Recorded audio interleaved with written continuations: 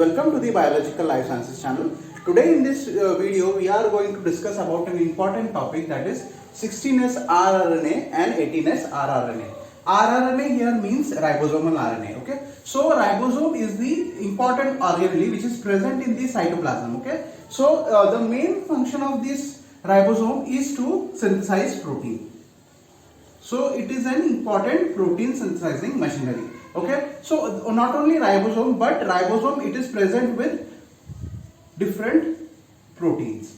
Ribosome and other proteins helps in synthesizing the functional proteins or different proteins in the body. Okay, so first of all, the ribosome was discovered in 1955 by scientist George Paradis.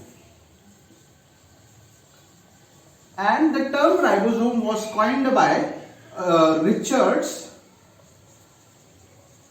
Roberts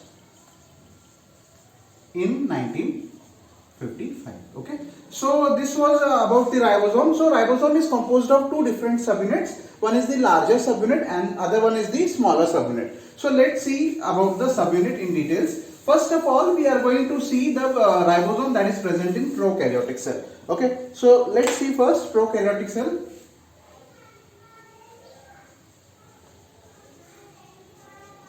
Ribosome present in prokaryotic cell. Okay, so in prokaryotic cell the ribosome is 17S rRNA. Okay, so here S means Svedberg's unit. Okay, Svedberg's unit is the determination of density inside the centrifugation, density gradient centrifugation. So the unit given here is S. So the size or the density gradient in which the ribosome gets aligned in a density gradient centrifugation is called Svedberg's unit. So in the prokaryotic cell is having 70S ribosome. So now let's see how the division of 70S ribosome occurs. So there are two subunits here. The ribosome the structure looks like this. So it has two subunits. Upper one is the larger subunit and lower one is the smaller subunit. So let us see how the division is there. This 70S subunit is divided into two subunits, as I told you, larger and smaller one. So the larger subunit is of 50S in case of prokaryotes, and the 50S subunit is further divided into 20S subunit that is having around 2904 base pairs, or 2904 nucleotides are present in this RNA nucleotides. Then there is a 5S rRNA that is made up of 120 nucleotides. Then there are some proteins also. Around there are 31 proteins that are present in this. So okay, so even though the sum of 23 and 5S does not bring about 50, it doesn't mean that it is not 50. Actually it is 50S only, which combines the density of this 31 proteins also in it. So it becomes 50. Okay, so this is the larger subunit of the prokaryotic ribosome. Okay, now let's see what is the smaller subunit and how its division is. The smaller subunit in the prokaryotic cell is of 30S. Okay, so here the larger subunit is 50S and the smaller subunit is 30S. Okay, so here the 30S subunit is further divided into 16S rRNA, and the next is 5S rRNA. Okay, the 16S rRNA is made up of 1542 nucleotides. Okay, nucleotides of RNA. The wait, here there is no 5S rRNA. It's 16S rRNA. It is made up of 1542 nucleotides, and then there is the presence of 21 proteins. Okay, so this is how the division of the 70S ribosome, that is combined ribosome present in prokaryotic cell, is distributed. So these are the total, the density of this becomes 30S. Okay, so this is the configuration of prokaryotic ribosome. Now let us see what are the different ribosomes that are present in eukaryotic cell. So in eukaryotic cell the ribosome present, that is 80S, and the division of that is 40S and 60S. Okay, though the sum does not correspond to the 80S, but it is dependent on the density of the ribosome present in the density gradient centrifugation. So now let us see in eukaryotic.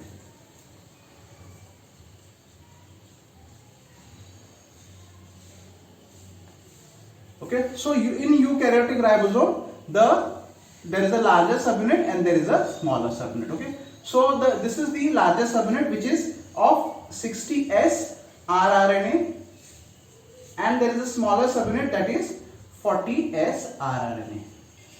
Okay, so these are the different subunits. So the total the ribosomal subunit here is 80S rRNA. Let's see how it is divided. It is divided into two parts. The first of all, it is 40S, that is smaller subunit rRNA, and then there is 60S rRNA.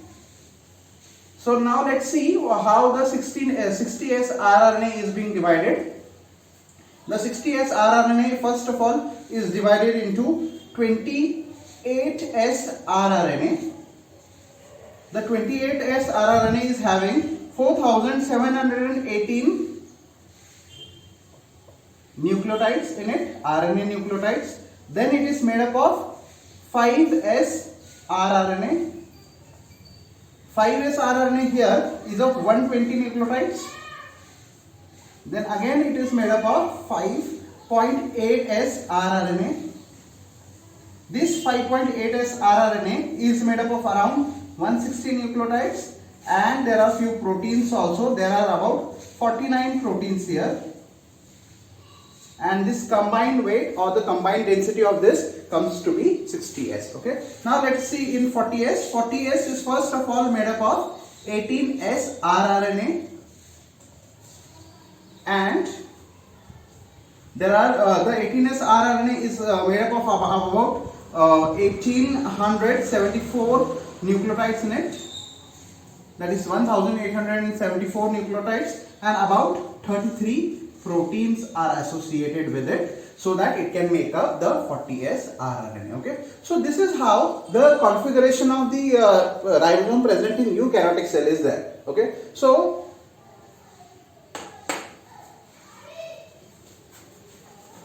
the 16S and 18S rRNA that is present in smaller subunit are having very slow rate of evolution. Means what? Through the course of evolution, these two RNA sequences present in different organisms, this is present in prokaryotes, and the 18S is present in eukaryotes. So both of them are having very slow rate of evolution. Okay, so what happens, these sequences does not change. Okay, so now due to this, what happens, this sequence can be taken as a signature of that particular species. Okay, so these sequences are very same in intraspecific, means within this species. Okay, and they are hyper variable within this within interspecies, means two different species, they are very variable, means no two different species will be having the exact sequence of 16S rRNA in prokaryotes and exact sequence of 18S rRNA in prokaryotes. So they will always be having a different sequence. So therefore the sequencing of 16S and 18S rRNA can be used as an identifier for that particular species. Okay, so now let's see the 16S rRNA and its uses in prokaryotes in details. So first of all, we will be concentrating on the 16S rRNA sequencing. The 16S rRNA here has two roles. It has dual roles. So first of all, let's see 16S rRNA. It has dual role. Okay, so we will divide into its first role, that is structural role. Its structural role. So the main role of this 16S rRNA is in translation. Okay, so it is having one of the important sequences, that is anti-Shine-Dalganos sequence.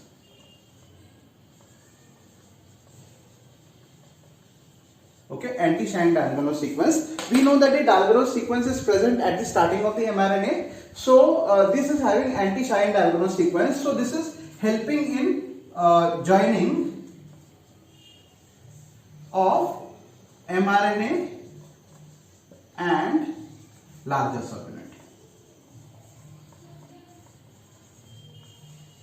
So this is present in smaller subunit. So it helps in binding of mRNA with the shine Dalton's sequence, since it is having anti-shine Dalton's sequence. Also it helps in joining the larger subunit, and it acts as scaffold and it defines the proper ribosomal position. It also interacts with the 23S subunit, RRNA 23S RRNA subunit, and helps in combined binding. Okay, so it has a major role in combining the two subunits together, that is the larger subunit and the smaller subunit. So this is the structural role. It has another role, that is the gene coding for this. The gene coding for the 16S rRNA is different. So it is called 16S rRNA gene. Okay, so this gene is highly conserved within the species. Means for a single set of species, for a single species, this 16S rRNA gene is highly conserved. Okay, so it has different regions, that is V1, V2, like that. It is having regions till V9. Okay, so this is a very important region here. We know that the 16S rRNA is having around 4718 nucleotide length. Generally it is different in different species, but the structure means around 4000 nucleotides there. It can be a slight bit different in different species. Okay, so it is having 9 different regions: V1, V2, V3, V4, V5, V6, V7, V8 and V9. Okay, so these are the hyper variable regions that are present specifically in different species, and the sequence is also there. Sequence is also different there. Okay, so here first of all, so therefore what happens, this variation in different species helps the identification of different species by using these sequences. Okay, so first of all, there were two scientists, Carl Woese and George E. Fox, who pioneered this. George E. Fox, who pioneered this 16S rRNA technology. Okay, so they were the pioneering scientists of this technology, where they used the sequences from the 16S rRNA gene for the identification of particular species. Okay, so hence it is called reliable molecular clock also. Okay, reliable molecular clock. So because since the sequence is stagnant, the sequence is same or slight variation is there over the time, so therefore it is also called as reliable molecular clock. Okay, so highly conserved regions are present in this 16S rRNA genes, and they are very helpful for the identification of the species. So the regions here, the regions which are present in 16S rRNA can be from 30 base pair or 30 nucleotides.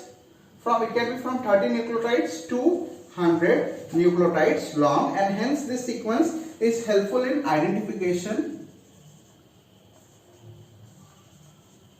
and phylogenetic analysis. Okay.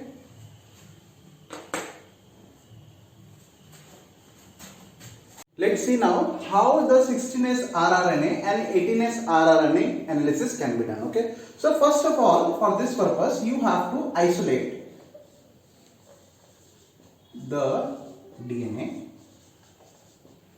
and check its purity.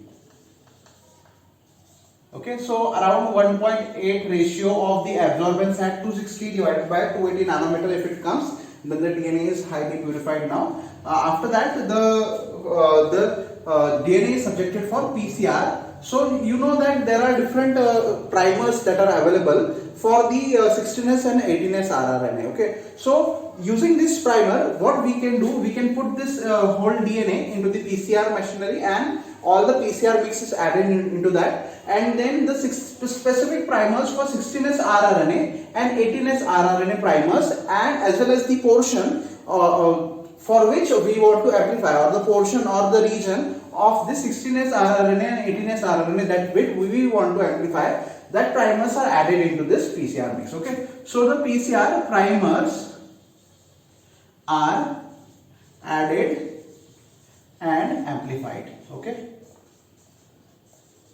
now what will happen in this amplification? It will generate a specific pattern of the 16S and 18S rRNA that is present in that. Okay, so now after that we have to do the gel electrophoresis.